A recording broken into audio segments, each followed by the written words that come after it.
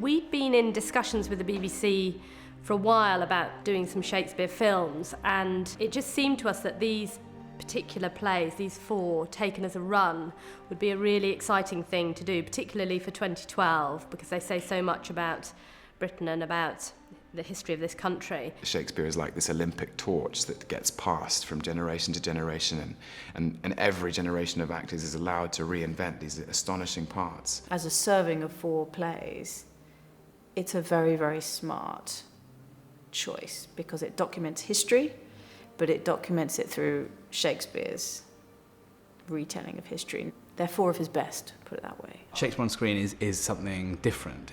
It's a really great first entry into Shakespeare as well, because people are brought up on screen more, and you can tell the story probably more economically in a way, and perhaps a little more clearly than you can in the theatre. From the beginning, we wanted to go for the very, very best directors who are working at the moment in the UK. Rupert is renowned for his theatre work and not yet for his screen work. Richard Eyre is obviously famous both on stage and on screen. And Thea, we felt it was very important to work with someone who was coming fresh to Henry V, and how much more fresh to have a woman directing Henry V. I think this might be a tremendous introduction to people who've not seen Shakespeare before. For me, it's a sense of history. The continuity of thinking that we're working on stories that were written nearly 500 years ago, and you think that actually Shakespeare could well have been walking within a few hundred yards of that room 500 years ago or so. That's very exciting. It's very, very exciting and very appropriate that Shakespeare has been put at the heart of the Cultural Olympiad. I mean, Shakespeare is the great British literary and theatrical legacy. And this is a great, great inheritance. The fact that these 4 plays are being done by the BBC in this Olympic year, I think makes them slightly iconic. And that was one reason I wanted to be part of it. I felt this was something we should be proud of. We do drama well, we do Shakespeare well. A lot of actors would love to do Shakespeare, but most of the opportunities are on stage, and that means committing to a long run. So to be able to say to people, you can come in and do, 4 weeks with us, and that's your Shakespeare, it was very attractive. It's very rare to get the opportunity to do a Shakespeare play on film. I think the histories are amazing, but they're not perhaps as accessible now as a comedy like Much Ado About Nothing is, for example. So maybe people have to work a little bit harder at it, but I think that's exciting. It's nice to have to work a bit hard, and then and it's rewarded once you stick with something. I think so many people are put off Shakespeare at school, and like so much of drama, you have to see it in order to be moved by it, and then you go back to the text and you begin to understand the world, the imagination behind those words. The classroom setting is probably, in my opinion, the worst place to come to Shakespeare first. Because Shakespeare never intended his work to be read in a classroom. He intended his work to be heard and to be seen. I hope what makes these films accessible and immediate to a contemporary audience is I think we have, for the first time, spoken it very differently.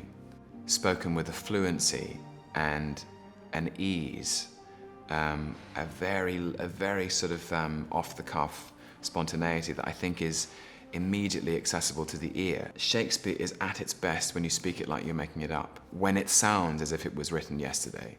You've got to speak the language not in a stilted, isn't the verse beautiful kind of way. It's got to be the way you talk. And people will kind of get it by the way you own it. I think that's what happens. The actors have to own the stuff as if it's absolutely the way they speak, and that's it.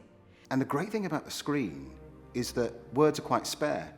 Don't use words very much in our movies. So the great thing about bringing these 2 things together, the great wordsmith Shakespeare and this great medium, the camera, show me, show me, show me, don't tell me, is that you get this fantastic mix of beautiful, powerful words said in a way that it's almost throwaway. And the visuals, the emotions in somebody's eyes. Shakespeare suddenly becomes, boom, 3-dimensional, really colourful, instead of this dry, black and white mark on a page. You can tell a lot of backstory with a look or with a very small gesture, which was really lovely. I think that was one of the really joyful things about doing it on film. You could fill in all those gaps. Film does give you an immense freedom that you don't have on stage, to get in close to the characters. The difference between doing Shakespeare on screen and on stage is exactly the same as doing the difference between doing anything on stage and on screen. Your audience is there. I was confident from the beginning that it was going to work, but I mean, there were many times on set where you just sat back and it was like being, in the best seat at the theatre. They're completely different to the most of the kind of telly that's out at the moment, right? So that's one thing. I think it's going to be a shock. And I think in some ways you're going to see visuals that feel like film and recognisable and we understand what this is. But then they're speaking Shakespeare and that's going to be a shock. And obviously what I hope is that we've managed to put these things together. It's like the modern with the period together in such a way that it's enticing and exciting and you don't quite understand it, but you want to understand it. It's appealing. We wanted to give each director as much freedom as possible within their own film so that they could choose their own teams. We weren't imposing people on them. But then to be able to link the films together so that as an audience you can watch from start to finish and it feels like a cohesive whole. All the directors have bought into the fact that this is part of a bigger picture, and Thea has been out on set to see what Rupert was filming on Richard II so that she could get a sense of his approach. And we've been cross-casting across Henry IV and Henry V, which meant that Thea and Richard have been working together on that. So I think it's a very satisfying blend, the whole lot working together as a cohesive serial. The directors sort of came together in wanting to make the plays in their own time. 14th century for Richard II and 15th century for Henry IV and Henry V. So that set a boundary as to how we had to approach the season of plays. One of the things I'm very sort of passionate about is Shakespeare spoken in real environments. The actors become less rhetorical, less theatrical, but also the language has it engages with English identity and what makes us Britons up now. A big part of it is our language and a big part is our landscape, and the two sort of come together very powerfully. We knew we needed the coast, we knew we needed beaches, we knew we needed an environment for the Palace of Westminster, we needed castles, and we knew we needed unspoilt countryside, but not only unspoilt, it needed to feel believable for its period. These incredibly beautiful oak forestries that fall into fenceways and stone walls, and it is breathtaking. The thing about these environments is that they have to feel right. There has to be a belief in them that makes the actors sure of where they are and to make the camera sure of where it is. And if you can find those environments, we stand a chance of making the language feel at home there. We found a Palace of Westminster at St David's Cathedral, which hadn't been used before for a major drama, so that was a bit of a coup, and the cathedral authorities and the dean were amazing. When the cast walked on, they felt they were there, and that always helps the performance. I remember those days in St David's, particularly the deposition scene with Ben, as being quite special. I felt like there was some magic in the air on those days. We were in a sacred space, and whatever you believe in, it brings about a certain degree of respectfulness amongst people, which is beautiful, I think, So we respected that we had to be quiet and respect the space and the age of that space and so forth. So I think all the decisions that the directors made about how to stage it, where to stage it, have rung true in terms of the material. I think one of the reasons we're so attracted still to Shakespeare is partly because he has a brilliant command of so many different worlds. In the plays, it's very filmic. You dip into an East End pub, then you go to the Palace of Westminster, then you go to a castle in Northumbria, then you go back to the pub, then you go to a robbery, then you go to a castle in Wales. But the reason we go on loving Shakespeare is because he has this sort of filmic technique of pulling all these different worlds, different strands of stories together, but also because the people he writes are so human, they're so vulnerable. Even the kings, they're human beings with their frailties and strengths and mortality. Lord, how this world is given to lying. It's like we keep rediscovering him. And why we keep rediscovering him is because he is so multifaceted. He's not a two-dimensional playwright. He writes about what we see and he writes about what we don't see. This was the first time that anybody had written plays about the whole breadth of English society. And they are dazzling. You know, so it's not just about kings, it's also about the poor men who were conscripted into the army as cannon fodder. It's about a drunk man who spends the whole of his life in a pub.